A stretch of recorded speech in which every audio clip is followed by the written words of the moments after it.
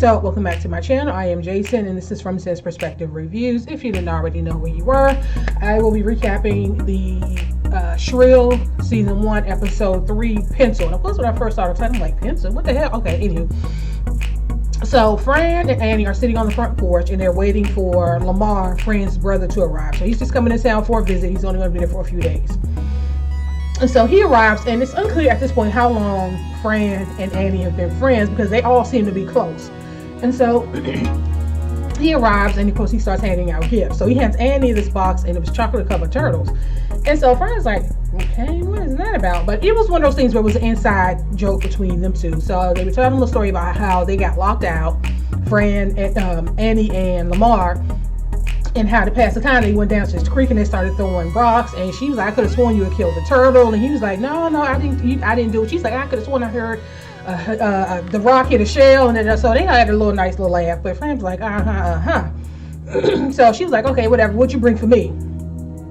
And she opened the bag. It was a bottle of she was like codeine. And so he had said something, and she was like, whatever. And so they started talking about the mixtapes she used to make for them when they were in college, and how it was called Songs to Smash To or something. He was like, and the funny thing is, at that point I had smashed, and his just started teasing him like, you still have. He's like, I'm smashed. So they're going back and forth a little bit. And they had a little she ends up getting up. So she's sitting there while they're talking, and every time someone posts on her article, she gets an alert. And so this person is still posting these nasty comments, and every time they post these comments, she gets the alert. And so she starts telling them about it, and they're like, what an asshole, da da da da. Okay, so she goes to work, and Gabe comes out, and Ruthie is so, how she's able to stay employed with that. Okay, so Gabe comes out, and he's like, where's Kim? I'm looking for Kim. So Ruthie is again Gabe's receptionist, and she's like, she yells out, Kim, where are you, ho? And so Kim turns, she's like, I'm right here. And we talked about the whole thing. So he said, I'm going to be throwing a party for this new artist that I discovered.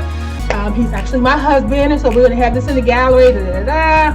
And so dressed like you've been, so please dress like you've been to New York before, da da da da. And so it was kind of like, okay. So now they have this work party that he's trying to throw to promote his husband's work. Okay. So Annie, Amity, Ruthie, and I don't know the other guy, another guy that they work with. They were talking about the party, and they started talking about who they were going to bring. And so she asked them if he was going to bring somebody. I asked Amity, and I forget who, what her name was. And Ruthie said she was going to bring her next door neighbor who was 18, and he's always horny. And she had to throw that in because because she has to be inappropriate, right? And so Annie was like, well, I'm going to bring Ryan. And Amita's like, is that guy that you've been seeing? And so Ruthie, again, all loud and appropriate, is like, oh, over here, somebody's getting some dick over here. She's all just loud and inappropriate. So she was like, yes, I am. I'm getting that and everything else. I'm getting hands and heart and the whole thing. And, I'm going to ask him to come to the party, but come be my date at the party. So she get back to the office, and she kind of sneaks away, and I guess, I don't know if that was a supply room or whatever. And so she undoes the button of her top, so she's trying to be sexy when she Skype him, right? So she's doing the Skype, and he answers, and of course his friend they just act like, I don't know if that was his brother or whoever, stuck their head in, like, I was like, oh, I'm sorry, because she was almost exposed. And so she's like, yeah, my boss is it's our work party, and I want to know if you would want her to come. And then of course, him being the jackass that he is, he's just the ain't shitness that he is. He was like, well, is there going to be a bartender? Am I going to have to tip him? She's like, well, I can do that if I have to.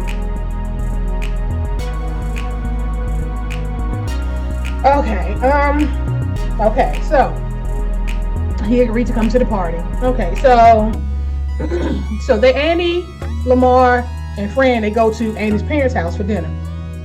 And he, Franny, she goes over and hug. That's when she goes over and hugs the father. He's there playing the piano when they walk in, and the mom. And so they're all, they're all tight. So again, like I said, it's unclear how long Fran and Annie have known each other. And so they're sitting down to eat, and the mom asks Franny about her love life. She's like, well, I just got dumped. And she was like, oh, well, that's fine. The ladies love you, da-da-da. And then she goes, I wish Annie would play the field.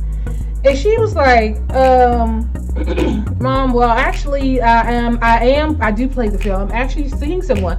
She said, is this going to be like that Richie Turner thing? And she was like, no, let's not go down the Richie Turner thing. And so, of course, friends like, what is the Richie Turner thing? So Richie Turner was her friend in high school, who she actually had a crush on, but never really said. And so she tried to do the friend thing, and she would listen to him talk about other girls that he was into, it was a whole thing, right? So all dysfunctional, and she torturing herself by putting herself in that situation. And she was like, I just don't want this to be what did she say? I don't want this to be some kind of situation. So her father is kind of like, okay, he wants her to let it go, but you can see even he was getting frustrated with his wife. Like, just leave her alone. Just let her live her life, right? And so they do so the mom eventually says, well, cheers to Ryan, and Fran was like, cheers to the article. She's like, oh, and that too. And so they, clink, clink, clink, and they have a drink. Okay. So now it's the day of the office party. She shows up with this sparkly, multicolored dress, and she sends Ryan a text. Why they didn't arrive together is anybody's guess, but she's there and she sends him a text like, I'm here.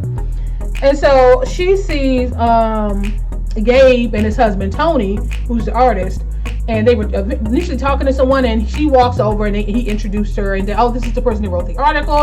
He was like, oh, this is the husband Tony, I love that article. And so she begins to tell him asking him, is there any way that she can turn off the notifications? Because every time someone posts a comment, especially this guy that's been posting these negative comments, like she doesn't want to see them anymore. And he's like, well, basically they were both like, well, we can't disable the comments, because comments, even good bad comments, equal to engagement. And so if you decide you're going to turn off the comment section, it's going to basically turn off the people who like the article as well as the people who didn't. And so they basically was like, oh, don't worry about it, it's just we're gonna, and I think there's somebody over. So they basically just wanted to move on, and that's basically what they did. So she's like, okay, so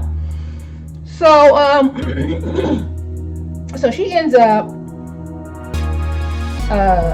she runs into Amidi and his date, and so they start talking, and of course Ruthie being inappropriate again. So where's your fake date? And so Annie is like, this is I don't have a fake date, he's real. And so Ruthie was like, well, here's my real date, this is 18-year-old, my neighbor. And then the lady who was with Amidi was like, I did that one time. And she's basically like, he's not fake, he's real. And so she basically said, I just need to get some air. And so she sends him a text basically saying, where the fuck are you? He never responded to any of her texts. And so she, she's off to herself. She's actually went back into that supply room, whatever. And so Amidi's date actually went in, and she's like, we were looking for you. Are you okay? And she shook her head like, no, I don't, understand. And she basically gave her a good piece of advice. She was like, I got married very young. I didn't get a chance to kind of fool around. You need to learn to play the field, and you need to basically put yourself out there and try to meet as many people as you can. She wasn't telling her to sleep with as many people, but she was basically like, you just have to get out of there. She was like, you know what, you're right. Fuck him, fuck Ryan, I'm not going to talk to him anymore, I'm not going to see anymore, Okay, so the next scene rolls around, she's knocking on his damn door. She walks in and she sees the two roommates. And she was like, okay, she called one of the guys' name, and he turned around, he's like, Annie, you're just in time. And she was like, in time for what? And so he says, excuse me. And he says, for, what was it, Pencil Wars, something. So they go into the basement. Ryan, this mofo, is standing there with this ugly floral blouse, this shirt on with these gargles. It's a whole goggles. It's a whole circle of people around him. And you know what we used to do back in the day? We used to play that where somebody would hold the pencil and the other person would pluck the pencil to try to break it, and whoever broke the pencil broke the other person's pencil won. He basically stood her up so he can play this dumbass fucking game in their basement. So she's standing there like, what? Like, she couldn't believe like what was going on. And he was competing. It was him and this other woman, this little petite little thing. And so he ends up breaking the girl's pencil. He won. And he ends up picking her up and throwing her over her shoulder and grabbing her ass like, yes. So of course this whole time Annie's sitting there like, what am I watching? What is going on here? So he sees Annie. He walks over, and she was like, she's talking to him like, what happened? Excuse me, I don't know. Every time I start doing these videos, I start coughing. He's like, okay, well, what happened? So he's basically saying, oh, she was like, my work party. He was like, oh, was that tonight? And that whole bullshit. Right. And so while they're talking, the lady, the one he was competing with, she walks over and kind of slides in between them, like, oh, I have to go, and and he was like, oh, that's fine, and so they hug and they walk off, and she walks off. So she asked him, are you sleeping with her too? This mofo stood there and told Annie to her face, well, she's in the rotation. Like, I mean, I don't know if you have a problem with that. And so Annie is like, rotation? How many people are in this rotation? She was like, just you and her. She was like, well, you didn't say anything about being exclusive. And she was like, for some reason, I didn't realize I had to say that to you. Why she didn't realize that she had to say that to that idiot, I don't know, but okay, whatever. And she basically says, you know what, this is some bullshit. I don't even know why I'm here. Pencil Wars is the dumbest fucking game I've ever heard of, and don't ever call me again. And she walked out. So she goes home, and Fran and Lamar, they're in the kitchen making spaghetti, and it's like, hey, Fran, this is how her and Annie, she talked to Annie and this all. She's like, hey bitch, come on, we making spaghetti, and she was like, I'm just not really in the mood for it. And of course they asked her if she was okay. She was like, I just want to go lay down. And so they kind of look at each other like, oh shit, what didn't happen? So the next day, they're sitting at the coffee shop, and Lamar and Fran are looking at something on his cell phone, and he gets a text message from Ryan, basically saying that he had put the party on his calendar, but for the wrong night, and that he wanted to talk to her. And so she has decided that she wants to talk to him. She wants to hear what this mofo has to say. And so they basically kind of look at her like she's crazy, and it was like, okay, girl, do you. So she walks out, and she's about to cross the street, and she's all timid. I mean, it has a crosswalk. It doesn't have a a light, but just where pedestrians can walk. And so she steps out there, and it's kind of like who's going to go between her and this car? And eventually this car sped on past her. So this woman sashays on with all the confidence in the world, and she walks right on out there, and the traffic stopped for her to go. And so Annie became kind of amazed at this woman just by her confidence. She just carefree, like she kind of walked, she kind of followed her a little bit, which is kind of creepy. So she followed her to this floral shop, and the woman bought flowers, and she kind of watched her walk away, and she was just like in amazement, that this woman was just so confident in herself. And so, next thing you know, Annie goes home, and Lamar is on the couch, he's looking at something on his phone, and so he's like, okay, so what happened? And she said, I decided not to go. She said, oh, no, she came in with the flowers. And he said, oh, you got your flowers? And she was like, oh, I decided not to go. I just got these for myself, and I just spent the rest of the time just walking around. And so she sat on the couch. They talk, kicking it like, friends do. And he was talking about, he had made this music, the Smash 2 list, right? They didn't, they were referring to in the beginning. And so they started playing music. And so they started kissing. They became a whole thing. And I'm thinking to myself, oh, girl, this is your best friend's brother. This could be really, really bad. And so initially it looked like it was going to end. But they ended up in bed together. And so he was knocked out, and she kind of snuck downstairs and ate the cold spaghetti in the kitchen. And that's how this episode ended. And I'm like, oh, hell, girl, how is this going to work for Fran? I mean, granted, they're both adults. But when you get into, the best friends sleeping with the siblings, that can be kind of sticky, girl. You just, But again, that's how this episode ended. This is episode 3, like I said, so 3 more episodes. I'm gonna try to knock those out, and I will see you guys later.